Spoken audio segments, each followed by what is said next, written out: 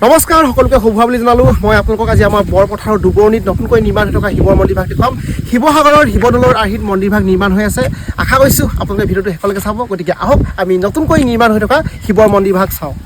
এয়া হ'ল আমাৰ বৰপথাৰৰ দুবৰণিত নতুনকৈ নিৰ্মাণ কৰা শিৱ মন্দিৰ শিৱসাগৰৰ শিৱদৌলৰ আৰ্হিত এই মন্দিৰ ভাগ নিৰ্মাণ কৰি থকা হৈছে অতি সুন্দৰকৈ এই নিৰ্মাণ কাৰ্য আপোনালোকে দেখা পাইছে চলি আছে আৰু কিছুদিনৰ ভিতৰতে ৰাইজৰ বাবে এই মন্দিৰ ভাগ উৎসৰ্গা কৰিব খুব সুন্দৰ আচলতে এই মুহূৰ্তত কাম কৰি আছে যিসকল শ্ৰমিক আছে তেওঁলোকে কাম কৰি আছে মই এই মুহূৰ্তত অকণমান আপোনালোকক মন্দিৰ ভাগ দেখুৱাইছোঁ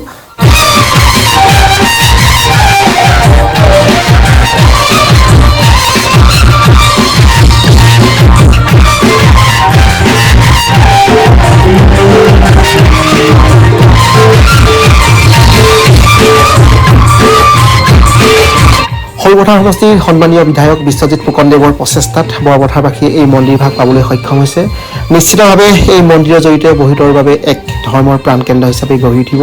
আৰু লগতে পৰ্যটকৰ বাবেও ই এক আকৰ্ষণীয় বিন্দু হিচাপে পৰিগণিত হ'ব